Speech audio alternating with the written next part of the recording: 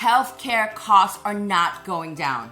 According to Health System Tracker, health spending per person per year in the US was $10,966 just shortly before the pandemic hit.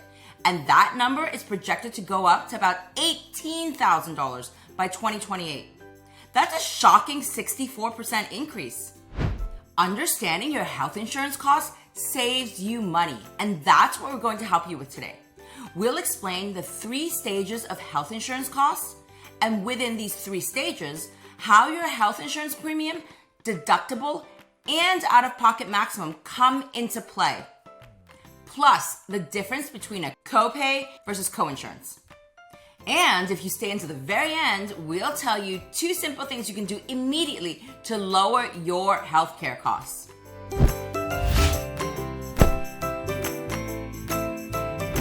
For our loyal subscribers and viewers, welcome back. We love you guys. And for those of you new to Diamond NestEgg, welcome to the #1 place to learn about money, insurance, and retirement. I'm Jennifer, first-generation American, and I've spent most of my life in finance. Started working at banks like JP Morgan and Goldman Sachs at the age of 17, and graduated top of my class from NYU and Harvard Business School. And now I work on all things personal finance with business owners, as well as young professionals at places like Bloomberg, WeWork, and Marsh McLennan. Listen, healthcare costs are confusing. When do you pay? When does the health insurance company pay? And when do you both pay? Let's start from the very beginning with what you pay the health insurance company, the premium.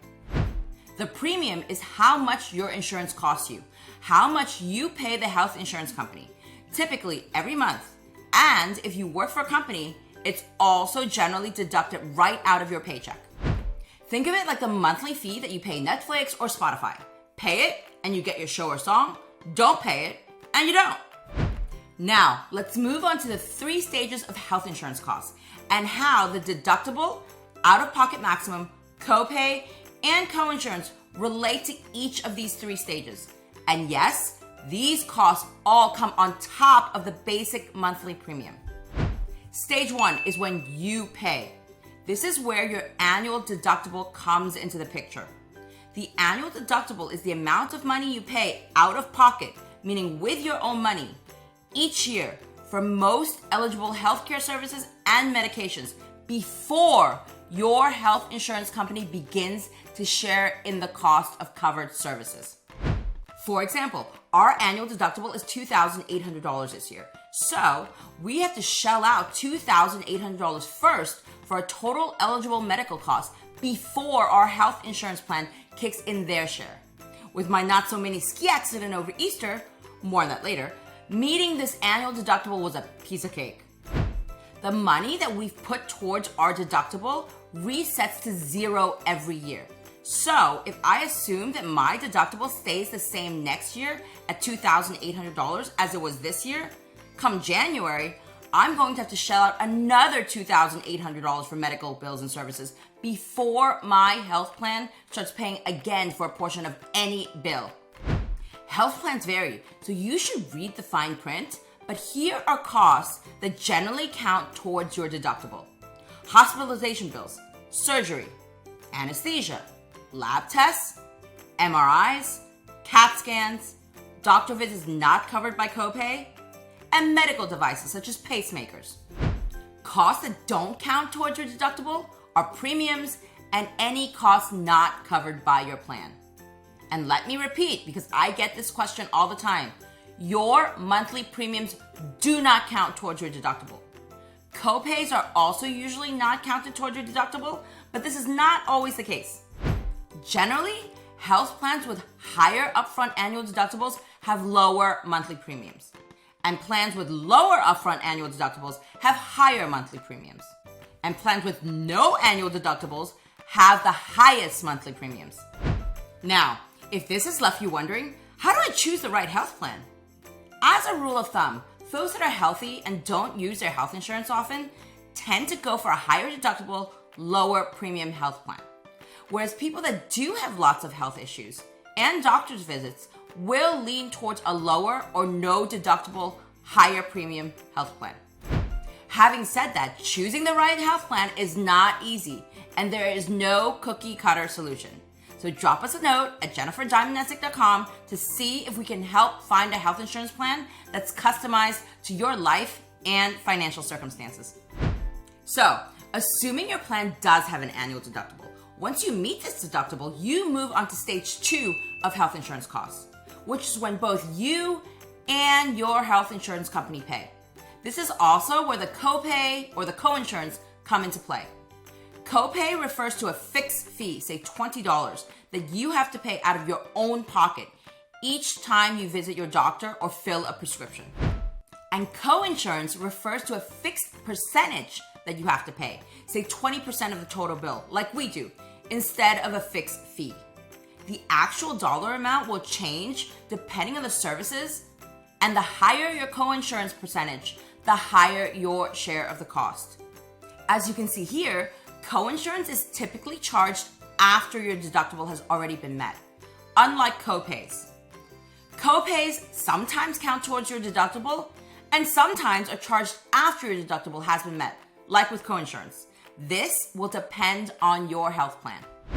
The other difference between a copay and coinsurance?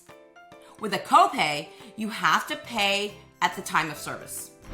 With coinsurance, you're billed by the healthcare provider directly.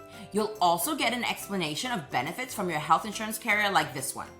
This top part shows the summary of charges from a recent physical therapy visit of mine.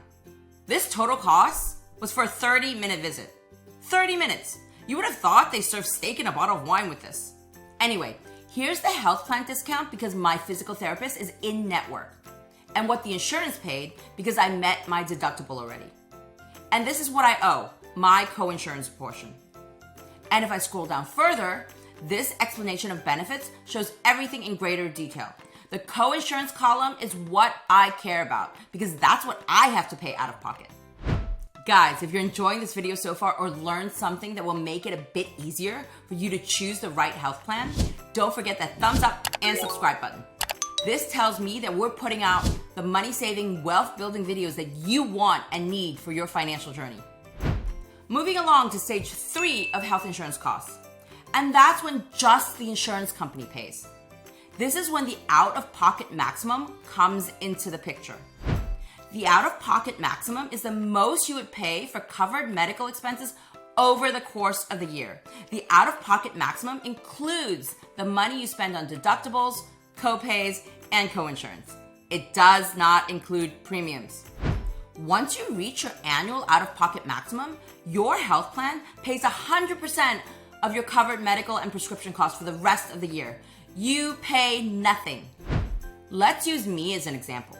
And let's assume that my doctor tells me that the months of endless physical therapy haven't worked and I really need to get surgery on my torn ACL. And that this surgery will cost me $20,000. As you saw earlier, I've already met my annual deductible of $2,800 for this year. Thanks, or rather no thanks, to that not-so-mini ski accident and the torn ACL.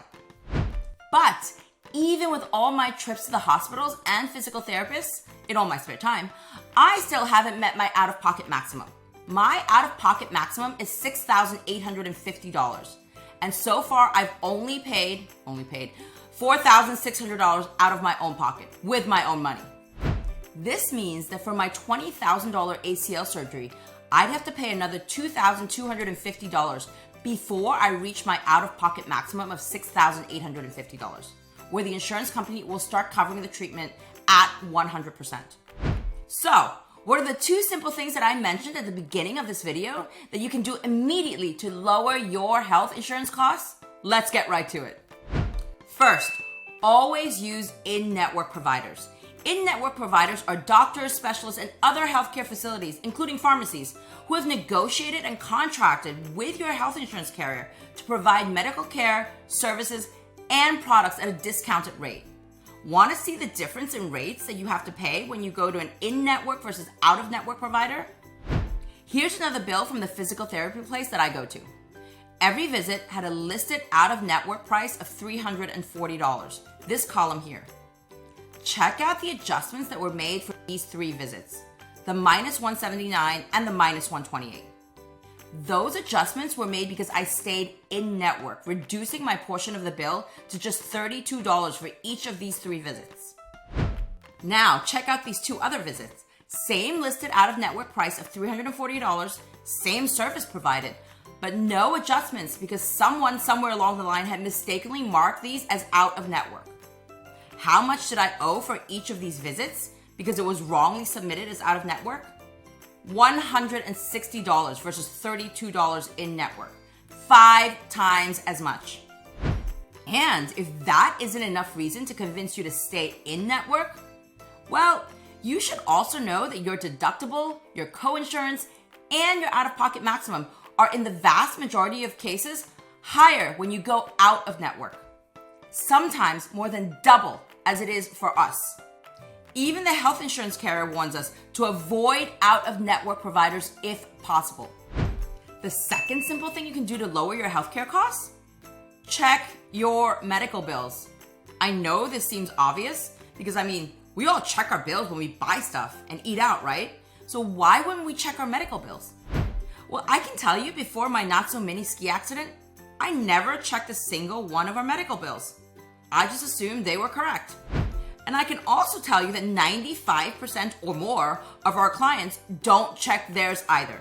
They also assume that everything is correct. And that's not correct. That physical therapy bill I showed you just now, where I had to pay $32 for some of the visits because they were submitted as in-network and $160 for others because they were submitted out-of-network. Well, as I said earlier, the out-of-network visits were mistakes.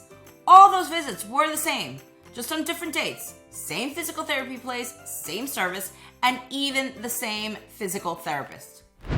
Nowadays, no medical bill, no bill in fact, gets paid in our home before I've gone through it.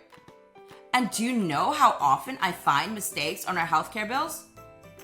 33% of the time. 33%. 1 in 3 medical bills that comes across my desk has at least one mistake. Sometimes it's small. Other times, it would have cost us thousands of dollars. So yes, check your medical bills. These are just 2 of our top tips today for lowering your healthcare costs. We're already working on another video with many, many more of the healthcare secrets that we've learned over this year. But if you can't wait, or if you need help finding the right health, life, or disability policy, drop me a note at jennifer@diamondnestegg.com. Thanks for watching to the very end. Don't forget to like and subscribe if you're still here, and see you next week with another money-saving, wealth-building video just for you.